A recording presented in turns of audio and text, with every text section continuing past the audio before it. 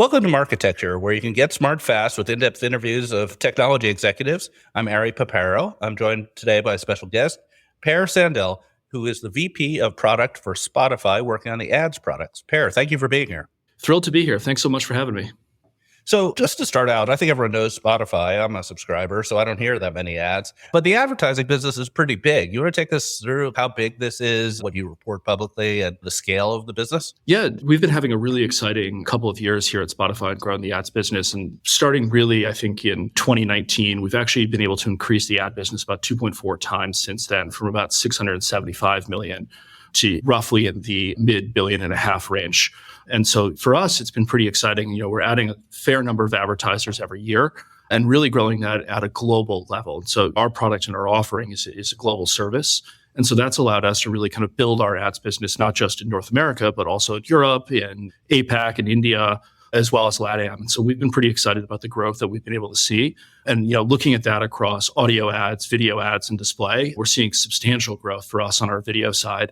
And I think that's one of the areas that's pretty exciting about our future, is kind of merging that sound on notion that we see in video advertising and merging that really with what we've seen in the success from the audio side. So for us, it's been a really exciting couple of years, and we're pretty excited to keep building on our journey right now. And I think we've got a lot of exciting product releases that we can talk about today that are coming up ahead, and some that we've done in the last year. Yeah, I'd love to hear all about that. So roughly in terms of size, it's running around a $2 billion run rate annually. I think I saw 470 last quarter in US dollars. Yeah, I think looking at the Q3 number, we haven't reported Q4 yet. So looking at Q3, I think that's roughly about right where we are in the run rate perspective. And I think there's a lot more, headroom for us as we continue to grow and continue to optimize our products. And our teams are getting better and better at that every day. So I think we're pretty excited about our long-term growth potential. Yeah, to give some perspective to the listener, a number we've quoted a number of times is that the entire podcast market for advertising in the U.S. is approximately $2 billion. That's according to the IAB. So that gives you a comparison in terms of how large Spotify is. So as a naive person who I love Spotify, but I pay for it, are we really only talking about people who don't pay for it? Or is the ad business bigger than that? I think this is actually a pretty common misconception with our business today. And so for our premium users, we do provide them ad-free listening in music. That's definitely a service that both you and I have paid for in our lives. I thankfully, as an employee, get it for free now, which is great. So huge perk. But for our premium users, as well as our free subscribers around the world, in the podcast side of the business, we do actually put advertising in front of 100% of those users that are there. And so when we cut our market, it's really like music free users and then all users from the podcast side. Okay. Yeah, and it seems like it has pretty different dynamics. So I think we should probably talk about them a little bit differently. I would actually like to start with the podcast because I think it's interesting. So in the podcast side of things, obviously I run a podcast and I sell my own ads, and Spotify doesn't put ads in front of them. So maybe you could take us through, like, what is the business model of the podcast ads? Are they podcasts that you produce and that you own, or exclusive, or how does the supply side work? Yeah, it's a very complex ecosystem. And coming into Spotify, I had a lot to learn about podcasts and how those monetize, the different delivery mechanisms, the different ad products. And I think as we think about pods in general, there's really kind of two models that we have in the podcast world. We've got the standard larger scale DAI ads, dynamic ad insertion. And that allows for you to monetize, whether that's a streaming area and you're putting an ad in, or it's something that is downloaded into a third-party app where the download happens. You really pull that MP3 file over RSS into a podcast product where you're doing your listening, and ads are inserted kind of as it's pulled and fetched into that product and rendered in that area. On the Spotify side, we also have a separate piece of tech that we use in our internal systems when ads are being played on Spotify that we call SAI, or streaming ad insertion. And because it's ad tech, we have to put a lot of acronyms in place. It's kind of just par for the course. So as we move in that direction, our hosting products that we offer, both Megaphone and Spotify for podcasters, which was Anchor's kind of evolution into the Spotify ecosystem, allow for a user to come in and kind of check a box and enable that Spotify demand to come into those solutions to make sure that podcasters are able to generate revenue based off the creative work that they've done. And so for us, very similar to the rest of the internet, it really is kind of monetizing that engagement time that we have with those two different methods, kind of our SAI and our DAI products that we offer today. And you'd mentioned kind of in your question, kind of the difference between third-party podcasts, something like yours, or something like we're looking at from our O&L podcast that we license on the Spotify side. And so, I think kind of the core difference that we have there is some of those products that we license directly in those podcasts that we make we may sell those on kind of like a title specific level, like, oh, I really want to buy, this podcast, and Emma Chamberlain is so exciting. I want to put my ad into her content. And those are areas where we might sell that in like an individual specific show level. But as we kind of go broader and we think about kind of blending across the SAI pods and the DAI pods we have in place, we have a product that is a mix of those that we call Span. And that's really kind of our large scale, high reach product that we sell into pods. That's essentially an audience network across any pod that has opted into that area. And we've seen a lot of podcasters opt into that because we do, and kind of talking about the size of the podcast business as you were before and the demand that we have a lot of demand to kind of fuel this ecosystems and the growth of it and making sure that, creators are monetizing as best as possible. And so our Span product kind of spans across both of those. And that really allows us to make sure that we can optimize and deliver value to the creator, regardless of if that consumption happens on Spotify or it happens in a third-party application. Right. That makes sense. So for the big podcasts, especially the premium ones that you rep, that may be an individual deal. Do you do host read for those podcasts? We do a fair amount of host reads from our team directly. And that's actually a pretty interesting ad product. I think if you find a product that the host likes, I think that's where it is the most exciting. There's very few mediums left in advertising where it's not just putting an ad in front of you, but it's actually like true passion for the product. And I think that's where the host read ads are so great. We spend a lot of time on our product development team actually talking to Bill Simmons, and he's got quite a big podcast network with The Ringer. And we get a lot of feedback from him about the host reads and kind of what ones he wants to look at. And then also, how does he think about these and how does he think about the engagement with the product? And I think there's very few services where true passion for the product can be interlaced with the advertising that a brand wants to do. And when you have that opportunity, I don't think that there's a better ad that exists either on the internet or television or print or anywhere than somebody who's got true passion for the exact product. Yeah, I totally agree with you. I mean, my podcast, I do host read, not on this medium that you and I are talking about, but we do a podcast every Friday. It's gotten quite popular. And we do host read ad tech podcasts, and it's very effective. At least that's what I tell people when they're paying for it. Just to close out this topic, so on the dynamic podcast ad insertion, is there some vetting of the podcasts are allowed in? Is there a minimum amount of listenership? What's the parameters that would allow someone to opt into that? Yeah, so I think in our model, our eventual goal is that any creator can monetize on the Spotify stack. Where we are today, obviously, as we continue to build and reinvent some of this technology, and some of this podcast tech is quite complex. You're dealing with multiple different companies. You've got a lot of data restrictions due to regulation in other areas, and Apple kind of moving into that space. And I think for us, long-term goal is that everybody can monetize. And I think, and I'll have to come back to you over email, the exact number, but I think it's either 5,000 or 1,000 listeners on a pod, and then we start the monetization for that particular pod. It has an opportunity to monetize. And you see this with a lot of other platforms. You look at something like YouTube, they've got like the beginner, intermediate, advanced as you upload a video. And based off how big you are, you get certain different features in different areas. And so, I think making sure that that is not a complex process for the creator is one of the things that we're spending the most amount of time on, because as we were joking before about acronyms, ad tech is tough, and figuring out how to monetize in the right way is really complex for many people out there. And we need to make sure that the tools and software we build are scalable, easy to use, and actually provide value versus provide confusion. Both of us haven't worked in a long time in ad tech. There's much that provides confusion, and we need to make sure that we're not doing that. They've already a hard job creating this content. We need to make sure that they can monetize it easy and effectively. Yeah, absolutely. So on the music side, I think it's pretty simple. Do you have any sense of the ad load? Like how many minutes of ads per hour people listen to? So some of that on the music side varies based off the user and your consumption. Some of it is also, some areas of contractual obligations that we have with our partners on the label side. And it's not the same for any one user. We've done a lot of work about relevance over the last 18 months and making sure that, we understand what the impact of an ad is on top of that user. And ultimately, we want to make sure that they have the best experience. And so it's hard to say like, this is the ad load for the user. There is, kind of an average that we look at, but it's not something that we've kind of disclosed externally. Got it. Okay, let's swap over to the buy side of your stack because that's probably a little more interesting. So I want to buy ads. I want to have people listen to my ads.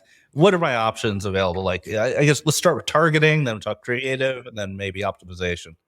Yeah, there's a lot that's been going on there of the recent time. And I think one of the areas that I'm most excited about is the evolution of our self-service tech that we've brought in place. And Spotify Ad Studio, free to use, up there, open to anybody. You can go to ads.spotify.com and sign up and get right in. And we offer a number of options there. And so I think first and foremost, we allow you to say basically, oh, I want to buy music, or I want to buy pods, or I want to use kind of something that we've brought in, which is like an automatic placement. Like I've got an audio asset or a video asset. I just want to run that across all of Spotify, whether it's pods or music. So we allow them basically to choose audio or video and put that into the system, choose the placement location, very similar to what you've seen probably from some other tech products that are out there. And then as we move into the targeting area, you can target by genre. We've got first-party audiences that we've constructed. We have some third-party audience offerings that we've brought in with partnerships. And so there's a lot of control that you can have there.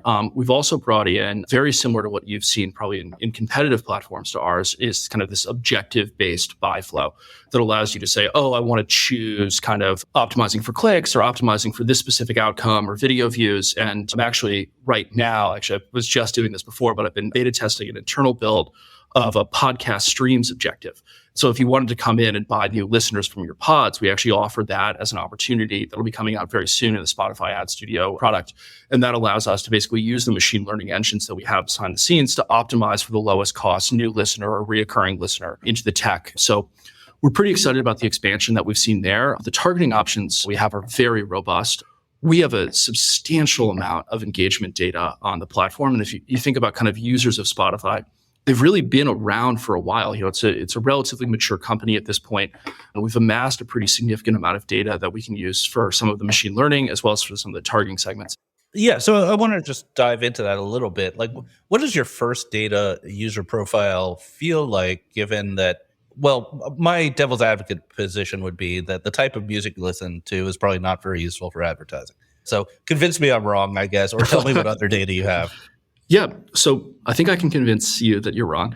It is pretty telling when you think about like the result of like what a stream is. And so I think if we break down a stream kind of to like that level of an atom and expand out from there, we can kind of talk about it. So when you make that initial GET request for the music file that's going to be streamed back on you, we try to turn that around in like a millisecond back to you so you have the best listening experience possible. And the consumer product does an absolutely amazing job about this.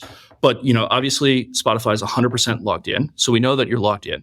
So that means that data that we have on you as an individual about what you've provided us during the sign-up flow, probably your birth date, probably your email address, some other pieces of metadata that, we have, names, et cetera. Name, et cetera. It's not really a targetable thing. So let's throw that one out. But that also allows us to, where allowed, we can use things like IP address. And so we can really understand the context of where you are and what you're listening to. And so, if we see every morning that, you're waking up, you're making a request, maybe it's the Talking Heads, one of my favorite bands, and that's what you listen to every day to get your day going. And then all of a sudden we see that you're making a request from a different location. And, now it's classical music and you're really kind of in that work mode. I think that combination of what you're listening to plus the location plus the device that you're listening on provides us with a really unique opportunity to understand what type of advertising product we should give you when we're looking at that from a relevance perspective. And so if we know that, your location is continually moving, and, we have that information, but, you're only moving at about 4 miles an hour, probably not a great time to send you a direct response ad. But if we see you kind of in a much more static position and you're kind of consuming and looking at kind of the same type of content over and over, that may be more of an opportunity for us to kind of put something that is action oriented and really demands an outcome. And so I think, when we think about that split between like performance, direct response, and brand advertising, there allows us to have a lot of context between what information we have on our service and how we render that ad back to the end user. Right. So you have these profiles. You have email address, which is great. You have date of birth. You have location. Probably have really good cross-device because people listen on their computer and their phones. All right. So there's a lot of really valuable stuff there. You mentioned third party. So you can link by email address or IP address and bring in third-party data. And then is there any third-party data that's particularly, strong or that you talk about publicly? Yeah. So, that kind of moves us to some of the other products and like sales methods that we have. And our span product, kind of like our podcast ad network, that is obviously one that we use a lot of third-party data to link to IP. And those areas, if you want to buy kind of like a GRP or something in that and layer in, a third-party segment, that's a very effective way to do it because that allows us to basically render those advertisements attached to the third party for on-platform consumption. But then as the third party fetches over RSS or down into different podcast apps, we can actually put those same ads in with the same targeting because we have that IP address. And I think that's one of the concerns kind of with that like DAI ecosystem is like, can I really target in this environment? And, by using Spotify's SPAN product, you can really target into that. And I think, outside of host threads, I think some of the podcast ads that feel very untargeted and very irrelevant, we're really trying to avoid that problem in our ecosystem. And I listen to a lot of pods, obviously, on my side. And so I want to make sure that those ads are relevant because me as a user, I still get ads, even though I am a premium user. And I want to make sure that my experience is as good as possible. And so making sure we have the data in there is important. Yeah, follow-up question, just because I'm interested. On the podcast side, do you do learning on the transcripts to target? It's an interesting question. And I think right now, where our efforts are focused in the machine learning area of the transcripts, and I think you may have seen a demo of this actually that came out over the fall, is about translating those pods off the transcript and using ML to make sure that we can get a larger audience for any specific pod. And I think that's actually a pretty exciting, like long-term advertising approach because, if you think about your pod right now, your ad dollars are very much restricted to English language only. Sure. But, if we can translate you and I talking into a dozen different languages, now all of a sudden you're out there hustling for ads in Saudi Arabia, you're out there hustling for ads in Sweden, maybe Mexico as well. And I think it provides a lot more opportunity for creators to maximize their earnings in a way that they never could have before without the tech that Spotify provides them. Yeah. And I want to also follow up, once again, just for my personal interest. Have you ever proven the musical genre is useful for targeting? Like for that a product will be correlated with certain genres? Absolutely. I think, the easiest example is like ticketing companies or concert providers or concert promoters. That's like a very low hanging fruit. And so like very much a softball question to my answer. But I do think that there's a fair amount that can be correlated between those two areas. Somebody who listens to like a lot more electronic music, they're probably not going to be like as good of a target as somebody who's like clearly in that old like classic rock genre where it's like that person I want to sell the most expensive set of headphones to because they do care about the quality of the audio in those areas. Yeah. And so I think it's, if you know your customer and you know what your customer is passionate about, this can be leveraged for very high opportunity in return. Yeah, it's very correlated with age, basically. Mm-hmm. And maybe location. Okay, let's move on from targeting to creative. So creative has always been an issue in the audio business, from local radio stations recording on behalf of their customers. So how do your advertisers, especially self-serve, get around the creative problem? Yeah, great question. So I fully agree with you on this one. And audio is tough because you don't have a visual hook. And in both of our previous lives, visual hooks have been very important in how we think about an ad and think about getting them in. And so for us on the audio perspective, we need to make sure that those first couple seconds of that audio ad are providing that hook.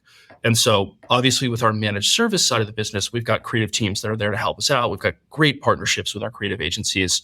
But in the self-service area, that's where it actually gets pretty exciting and pretty interesting. And so within Ad Studio, today, we have a couple partnerships that we've built in with things like Voice Bunny and a few other areas where you can come in and you can type a script and it gets sent out and then you get an audio file back. Or, you can kind of send a script out to somebody and they can return that back.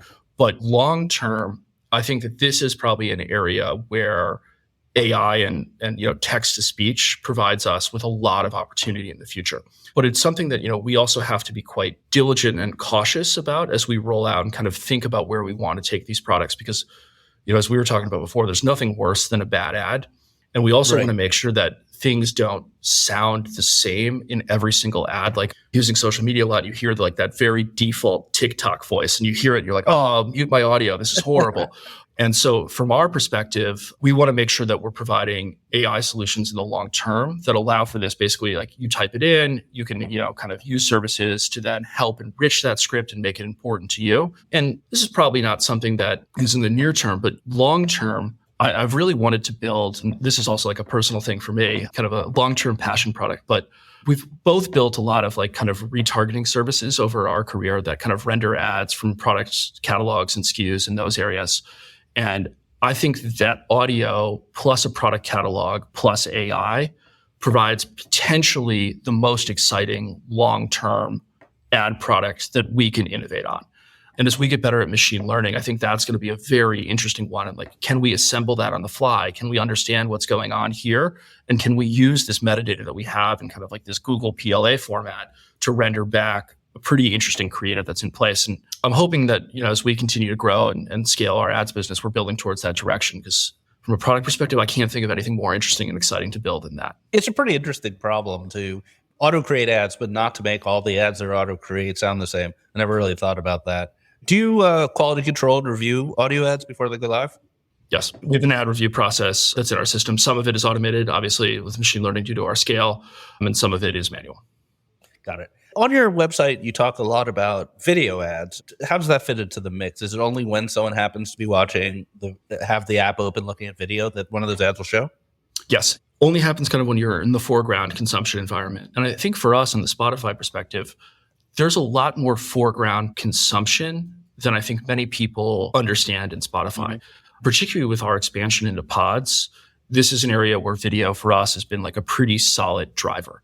And we see that as a big opportunity for us. And so we've started to kind of integrate video ads into the podcast area, so we can kind of play those if you're watching it in foreground. And obviously, if you hit the side button on your phone, we'll switch that to audio when it happens there. But if you're in the foreground, we're going to try to render a video ad for you in that environment. Right.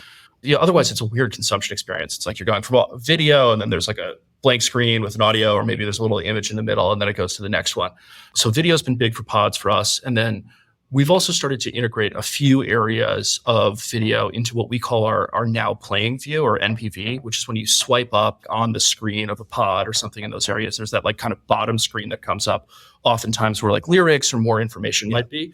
We've started to put basically muted video ads into that environment. And that's been something that is, really an opt-in for the user. And I think when you provide a user the opportunity to opt into the ad, particularly if it's video, it allows for significantly higher levels of impact from that ad to its performance and eventual ROI, because there's intent going into it. And then you can capture that intent long-term with measurement and performance. That kind of brings up the next kind of general subject about tracking and optimization. So it appears from your website that your tracking and optimization is relatively upper funnel. It's clicks, it's video completes, it's website visits. There's no conversion optimization, even though there is a pixel. I'm not asking you to kind of defend or say that's a good thing. I just kind of would love to hear a little bit about who are the types of advertisers and what are they trying to accomplish on your platform? Yeah, I think probably a two-part question there. So I think first, you're absolutely right that, we're getting started a little bit later in the game on the measurement side and kind of building some of those areas. And in 2023, we were working to kind of rebuild what was called Podsights, which is a company that we acquired that had Pixel, as well as things like a conversion API and measurement offerings. And we now offer that as a standalone free product that we call Spotify Ad Analytics, where you can get much more robust and in-depth insights about your media, whether that's done on Spotify or it's done somewhere else within the pod ecosystem. That's a free-to-use product. Definitely, if you want to check it out, I can kind of help walk you through that at the end here. It's pretty cool, and we're pretty excited about the long-term future there. And so I think we will obviously see more optimization models based off that data. And last year, we've also started to work and integrate with a couple mobile measurement partners, as well as SK Ad Network in that environment to provide some of that lower funnel area. And I think for us, we need to capture a little bit of information and data about who and what type of ads convert as we start to build the optimization models kind of long-term and have the output of the exhaust, make sure that you're rendering and providing the right performance. But in terms of the advertisers that we have on the platform today, we're probably mostly an upper and a mid-funnel business right now. And I think we can provide incredible results to advertisers there. And we are working to kind of expand that to long tail and bringing in more of kind of those medium and small businesses, particularly digital natives, into the area in our 24 plants. But, for us today, definitely upper and mid-funnel. What's your elevator pitch about why people should advertise on Spotify? It's like terrestrial radio works and it's going down in volume, so we're the best option? Or is there something more subtle to it? I think there's a few things that are more subtle to it. And, first, I think it comes down to the time spent on our service. Like, we have an unbelievable amount of time spent on Spotify, and we're also audio on. And the service doesn't really work without audio on. And if you think back to like the early days of OLV, we were all touting like, oh, it's our video, but the audio is on. So it really works really well because the audio message lands. And so for us, I think, time spent and engagement is pretty critical to that area of sales pitch. And then alternatively, I think depending on the brand, we've also been growing like absolute gangbusters in Gen Z.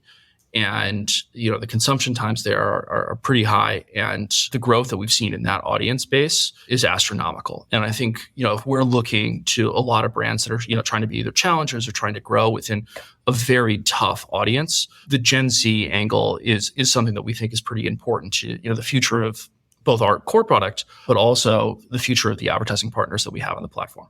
So I think, audio on and engagement and Gen Z are probably pretty strong areas of our elevator pitch. I'll buy that. Is there any way to buy ads except through your console? Or is it a full walled garden, or can you buy through other sources? Oh, you can absolutely buy through other sources today. We have a direct business where, you still kind of sign a paper IO with us and kind of move papers probably.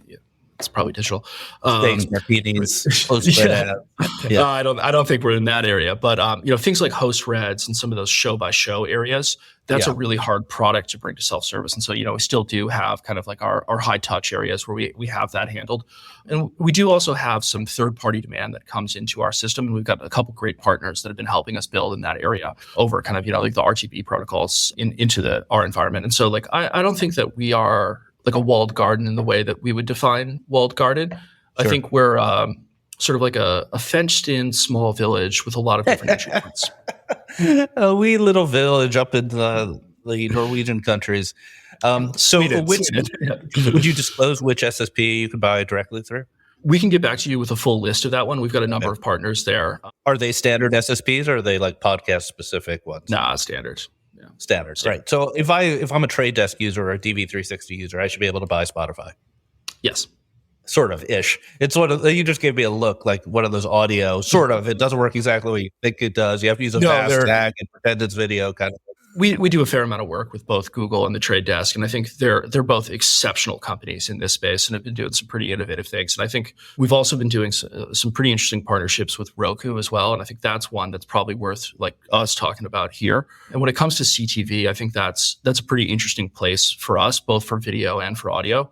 And Roku's also been an unbelievable partner for us as we've kind of been getting that off the ground. And CTV, that's a very complex ad ecosystem, and I think there's a lot of fraud problems in the whole ecosystem as a whole. But with our partnership, I think we've done a pretty good job of making sure that ad demand gets ROI for our customers. Right. Are you specifically integrating with the Roku fingerprinting authentication thing they announced? I don't think we have at this point, but not something that I've done a fair amount of research on. So maybe a conversation for our next round too. I think some of these identity services, I don't know exactly how they break down, like, what is the auth? What is the database that's kind of their data that's passed back and forth? But I don't know. If you think it's a good idea, I'm definitely going to kind of dive into it. I think it's Roku's way to make sure anything that's played on a Roku device is from them when it hits the RTB markets, because they were being spoofed so often by fraudulent people. Is there anything you'd like to tell us about your roadmap?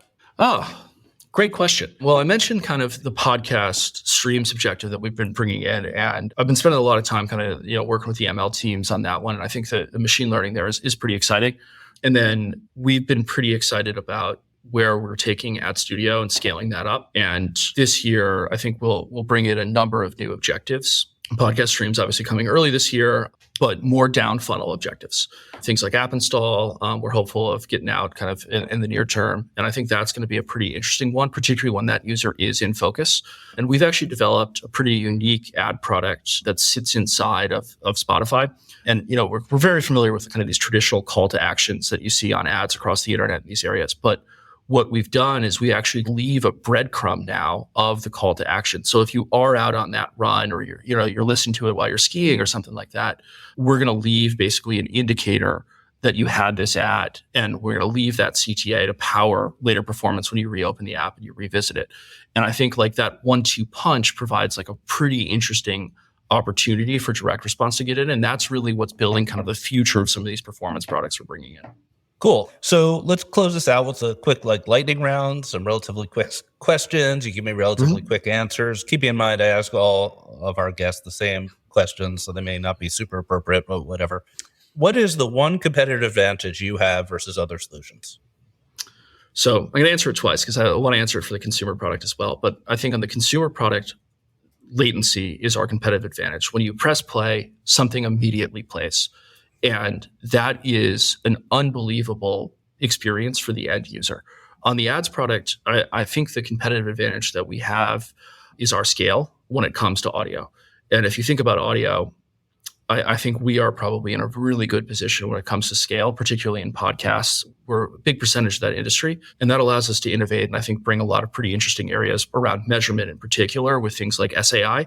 And for us, I think getting true measurement that is, kind of conversion based into the podcast ecosystem right down to kind of like that individual transaction is going to be a very compelling thing about what we're working on and what we're building. Got it. What's your biggest product or market challenge in the ads business?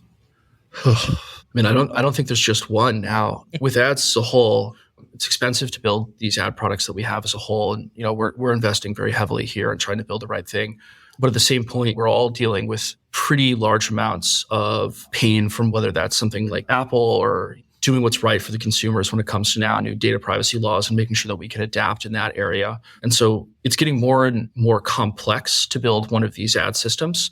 And so for us, I think probably our biggest challenge is making sure that we build a system that we're proud of and that we think is very ethical when it comes to how we handle user data. And I think that's pretty important for what we're trying to do is that level of ethics. Is there a market challenge of advertisers adopting audio? Before I was at Spotify, I thought there might be, but now that I've had about 18 months of kind of thinking and building on these products, it doesn't seem like that in reality. I think people are really excited to partner with the brand, really excited to reach our audience. And as we continue to innovate around the creative formats and bring more AI and easier, faster generation into that, the barrier to entry gets lower and lower and lower. And also with the improvements that we've had to our self-service tool, that's allowed more and more small businesses to get involved. And, if you wanted to target a small radius around your physical location with an audio ad, while your reach might not be huge, we make that very easy in the self-service tool for you to reach there. And we're pretty excited about what we see in that direction, particularly in the small business space. Awesome. Last question. If Spotify was an animal, what animal would it be? Harking back to where our headquarters is in Stockholm, I'm going to say that it's the reindeer. It provides a lot of joy in life and something that's really unique. And you really only see those kind of in the Nordics and coming out of the holiday season as well. I'm very pro reindeer right now. So I'm going to go with reindeer. I don't think anyone's really anti-reindeer. They're pretty popular among animals. We're recording this about 2 weeks after the holiday season, so I'll accept it. Well, that's it. That was a great conversation. Per, thank you so much for being here. Cool. Well, all right. Thanks so much for having me. Definitely thrilled to be here and looking forward to hearing this when it comes out and excited to spend this time hanging out and hopefully see you soon in person. Yeah, hopefully. All right. Thank you again. Thank you for subscribing to Marketecture. New interviews are added every week at marketecture.tv and your favorite podcasting app.